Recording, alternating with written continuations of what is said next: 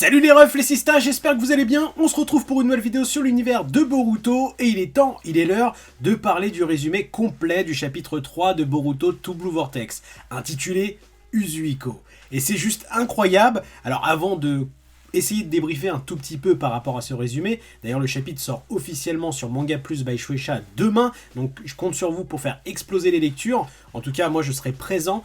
Pour le coup, on va écouter le résumé de Shuri directement et après on va débriefer cela. Mais pensez à mettre les likes, c'est super important pour le référencement. Des bisous, à tout de suite. Le chapitre commence là où il s'est terminé le mois dernier. Boruto attaque Code avec sa nouvelle technique, le Rasengan Uzuiko. Code décide d'agir en restreignant les mouvements de Boruto, mais cela n'a pas d'effet. D'une manière ou d'une autre, la nouvelle technique de Boruto enroule Code avec un vortex sans lui laisser d'issue. Les rotations et cercles de vent de la technique de Boruto peuvent maintenant être vus sur le bras gauche de Code. Boruto est formel.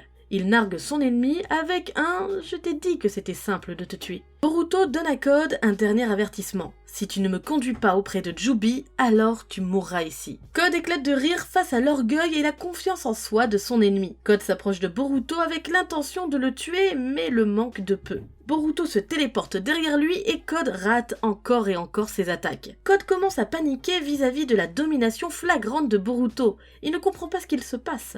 Boruto arrive à esquiver toutes ses attaques. Mais par quel moyen ou quelle technique? Boruto utilise alors le Rasengan Uzuiko en mode attaque pour toucher Code. Son vortex surpuissant blesse son ennemi. Révélation. Boruto tire sa puissance de la planète. Le Rasengan Uzuiko est créé par l'énergie de la Terre. Boruto paraît invincible quand le Rasengan Uzuiko est activé. Cette technique peut le protéger et attaquer ses ennemis sans difficulté. Si on devait faire une comparaison intermanga, pourrait-on comparer cela au territoire de Gojo dans Jujutsu Kaisen? Kawaki entre dans la bataille. Code tente de s'échapper, mais Kawaki utilise son dojutsu pour annuler son plan d'évasion. Code fait alors ressortir une créature de Jubi et s'échappe via celle-ci. Comme Code s'est échappé, Shikamaru conseille à tout le monde de se concentrer sur le reste de son armée. Cependant, Kawaki veut affronter Boruto après 3 ans d'absence. Boruto esquive facilement l'attaque de Kawaki, et malgré la situation actuelle, Boruto, avec un sourire narquois, lui dit qu'il est heureux de le voir. Boruto avait imposé un crapaud sur Code pendant son combat juste avant sa fuite. Il communique avec et grâce à cela, Jubi a été repéré dans sa dimension. Le crapaud confirme que Jubi n'est plus le même et qu'il a déjà évolué en à peine 3 ans. Boruto comprend alors que la situation est déjà tendue pour la Terre. Preview du chapitre 4. Boruto, qui a vaincu Code grâce à la puissance de son jutsu écrasant, le Rasen Uzuiko, se retrouve dans une situation délicate. Les 2 crapauds qui le suivent sont... Je ne sais pas ce que vous en pensez, mais en tout cas ce chapitre 3 de Boruto To Blue Vortex, d'après le résumé complet qu'on vous propose et les spoilers qui sont tombés hier sur Twitter, c'est juste un poulet royal. C'est un poulet succulent, bien rôti, et franchement ce Boruto-là, ce Boruto timeskip qu'on attendait depuis tant d'années, on le savoure tellement. Pourquoi? Parce qu'il est juste trop cheat. Tellement cheat que, eh bien, on a Code le clown et Kawa Fraud dans le même chapitre. Et on a Boruto qui va les ridiculiser. Et là où c'est en mode Boruto Uzuma Drill, c'est sa nouvelle technique, le Rasengan Uzuiko. Alors là, très sincèrement, ça dépasse toutes mes attentes. Alors bien sûr, cette vidéo n'est pas une review, mais on débriefe à chaud par rapport à ce résumé complet. Le Rasengan Uzuiko, c'est un peu comme le territoire avec Jujutsu Kaisen. En gros, t'es dans la merde.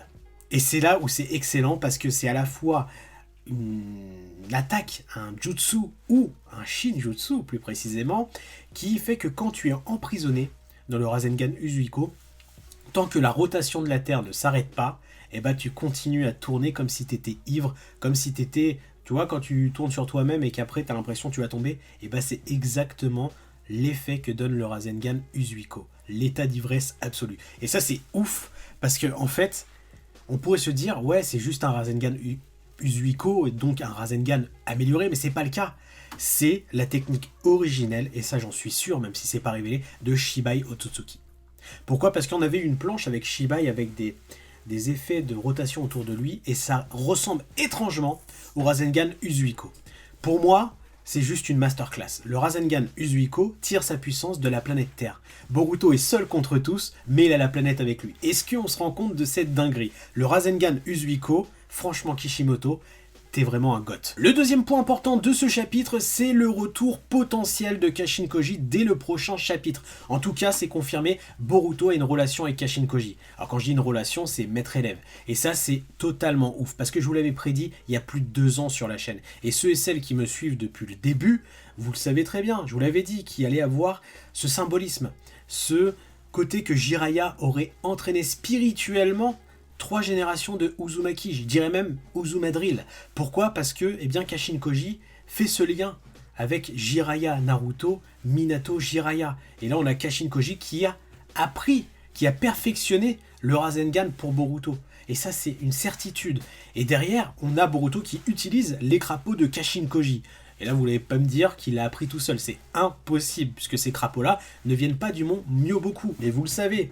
Et on ne pouvait pas passer à côté, parce que même à l'époque, dans l'animé, dans un ending, on nous montrait un Boruto qui allait avoir le mode Sennin, le mode ermite des crapauds. Et bah, c'est fait.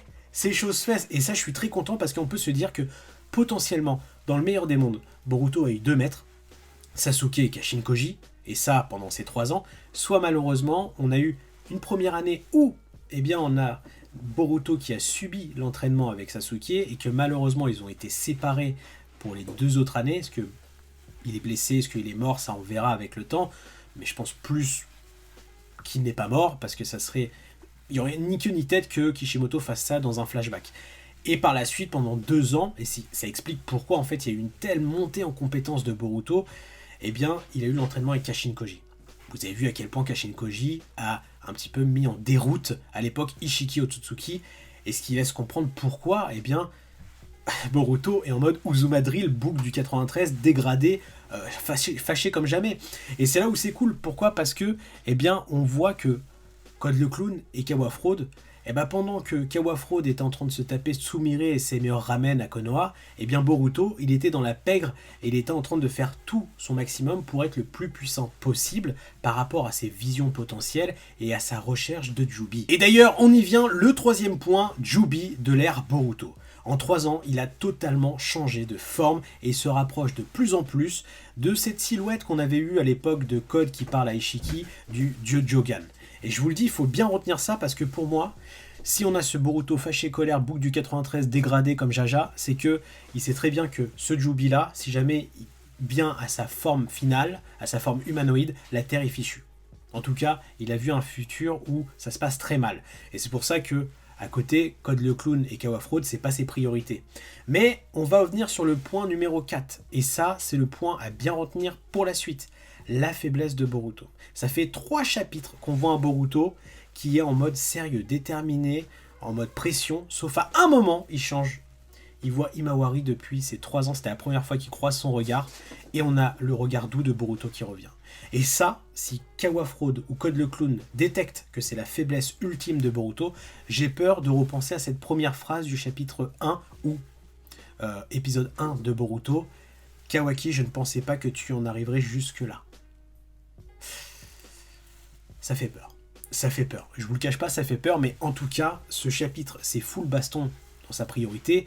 On a l'ivresse de Code le Clown comme s'il avait bu 886 de chez Lidl, Rebou comme jamais, qui va fuir, et malheureusement, cette fuite va permettre à Boruto d'avancer dans ses recherches parce que maintenant il sait où se trouve le Jubi et le temps presse, et c'est pour ça que dès le prochain chapitre, on aura le retour de Kashin Koji, pourquoi pas celui de Sasuke, à voir, à déterminer. Voilà les grandes lignes pour ceux et celles qui voulaient se spoiler la sortie du chapitre de Boruto qui sort demain. Bien entendu, demain, rendez-vous sur Manga Plus pour lire tout ça légalement et gratuitement sur Manga Plus, et on refera une review effectivement dans la semaine, pourquoi pas vendredi ou samedi, ou peut-être dimanche, pour bien structurer ce qui s'est passé dans ce chapitre avec tous les éléments clés, parce que j'ai pas parlé de Shikamaru, etc., qui a un rôle sympa, Daimon aussi, et pourquoi pas l'avenir de Code et Kawaki par rapport à cela. Il faut un détonateur pour les deux, pour qu'ils rattrapent cette puissance qu'ils n'ont pas par rapport à Boruto Uzumadrill. Dans tous les cas, dites-moi tous vos avis en commentaire. N'hésitez pas à liker, à partager, à vous abonner à la chaîne YouTube. Des bisous un peu partout. Tchuss!